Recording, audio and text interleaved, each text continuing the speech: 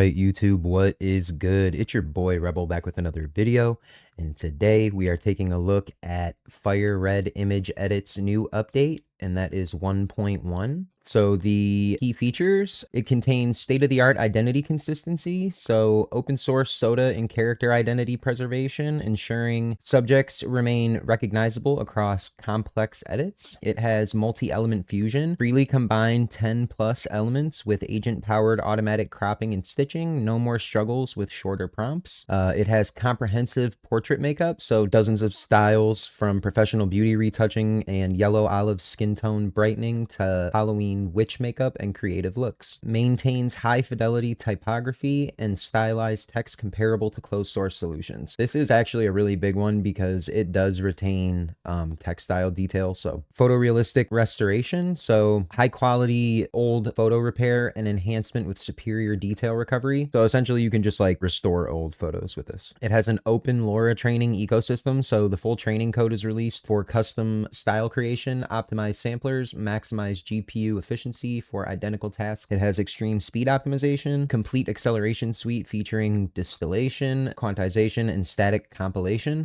delivering 4.5 seconds end-to-end generations with just 30 gigabytes of VRAM. This is actually pretty true. So it also has automatic multi-image processing that handles complex compositions like virtual try-ons without requiring lengthy prompt engineering. So you can put in a simple prompt and it will successfully generate it without a lengthy prompt.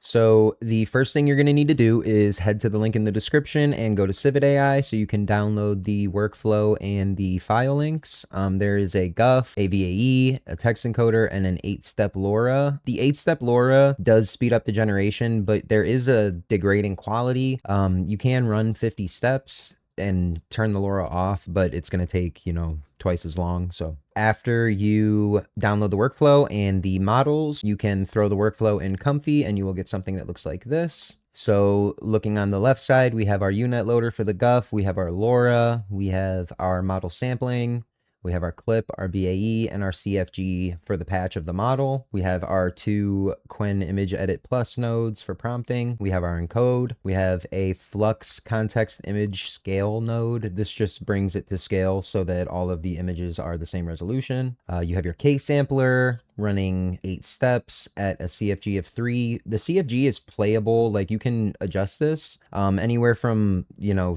to 4 depending on what type of edit you're looking for. And then I have just thrown the tiled decode to save VRAM, and you have your 3 reference images which are labeled accordingly. I'm currently testing the photo restoration right here. So I do have some examples for you guys today. So we will be taking a look at those. Okay, so for the first example, I just wanted to do my usual test of adding the thumbnail sign to the image. Pretty one-to-one. No real degradation other than color saturation I've noticed. So for this, I just wanted to test the most basic change, which is for me a color change of a shirt. You really can't mess this up, but I did want to see what it would do. So it did change the shirt color. For this example, I wanted to test the obvious zoom out function. Pretty good. Again, you're going to see a lot of detail smoothing in the face. So this was a multi-reference prompt. So I used the original reference image with an image of this woman here, and I altered the background to a white studio, and I am also holding this sign. Prompt adherence was pretty much perfect. I don't see anything wrong with it. Again, the only thing you're going to see is some quality degradation. And, the only thing that I have a problem with that is that, when you claim things like, significantly enhances identity consistency, things like this, like open source SOTA in character identity preservation ensures subjects remain recognizable across complex edits. Like, yes, this is recognizable, but is this really the same version of the image that I wanted, like of this subject? Like skin tone's different, the facial hair is different. Arguably, the facial features are a little bit different, like the facial structure. So here we can get into where the model really does shine, which is style transfer. So I did do a few different types of style transfer. So this one is graffiti. So just literally the prompt was change style or transfer style to graffiti. And I put urban graffiti. Very good as far as identity preservation across a transfer of style. That being said, again, not the same exact image as far as likeness. Here we have a style transfer to comic. So here I wanted to try another multi-reference shot, but I wanted to do a virtual try-on. So I used this sweatsuit outfit and it did transfer very well. So for this, I just wanted to get a idea of the depth capabilities of the edits that it can provide. So like what the model is actually trained on. One of the things I wanted to test was like photorealistic fire. A lot of this detail retainment is crazy. Like the fact that like the shirt is actually burning on the stitch is a nice touch. The hat burning is a nice touch. The corner of the sign is burning. For this, I just wanted to, see if I could get a skin tone change and what that would appear to look like. Pretty good. This one actually retained the identity like 100%, and I was really happy about this edit.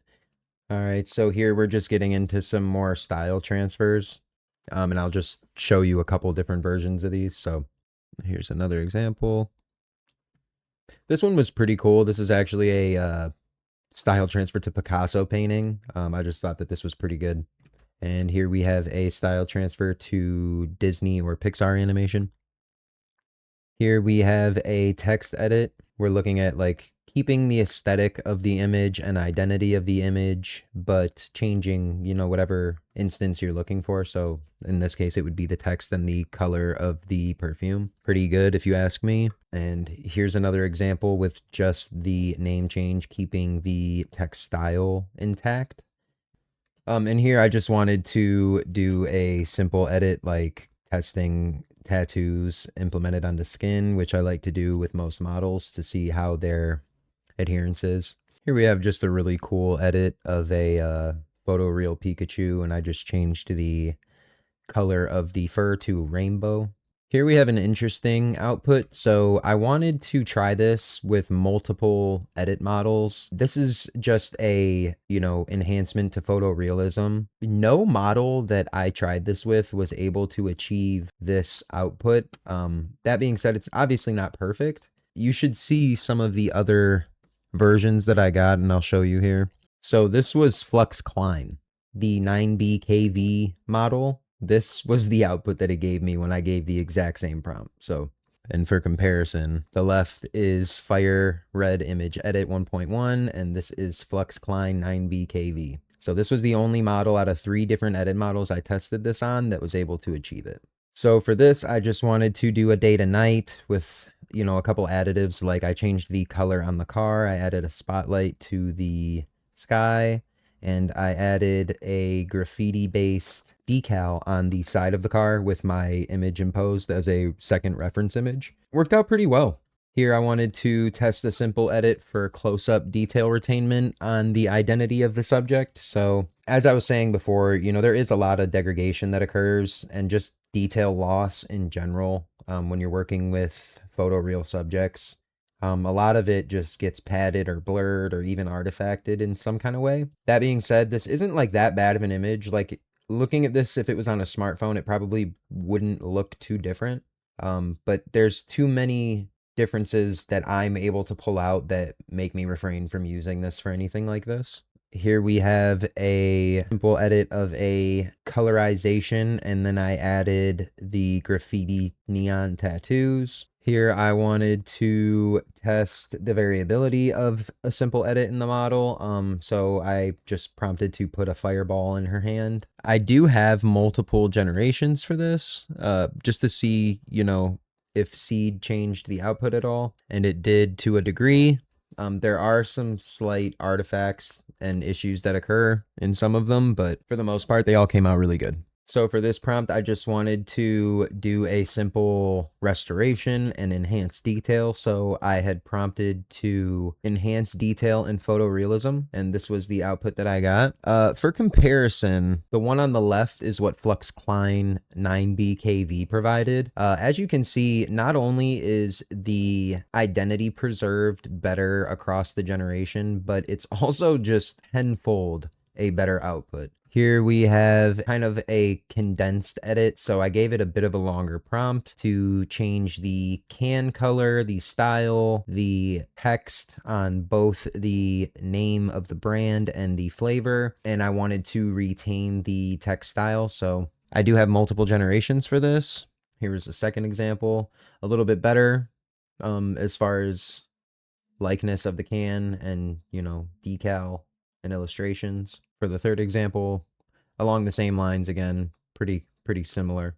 So here's a style transfer to photorealism. I just wanted to see if it was able to achieve this image because it's a classic. And then for my final example here, I just wanted to test actual photo restoration with a real image. So this is me and my grandfather when I was like, I don't know, 11 or 12 years old. As far as the restoration goes, I can kind of tell you if it's good or not based on me knowing my grandfather the best. It's pretty good. It did mess me up a little bit. I think that it's probably just because the image is so far away of the subjects for the faces, but it did get my grandpa very, very close. I would say this is like 70 to 80% accuracy if I had to guess. But all right, guys, that's all I'm going to have for you today. Just wanted to get this workflow out to you guys and let you play around with the Guff models because the model at the BF16 level is just a little bit too big for, smaller GPUs like myself. And I know people have been using this model already and kind of posting it, but I just wanted to give my take on it and let you know what I think the best use cases for it are. So if you enjoyed what you saw today, please consider subscribing to the channel and leaving me a comment on the video to let me know how I did. You can also like the video. It genuinely helps the channel tremendously. So go ahead and download this workflow, get this model running, guys, and let me know how your edits go in the comments. All right, guys, thank you. Have a nice day. Bye.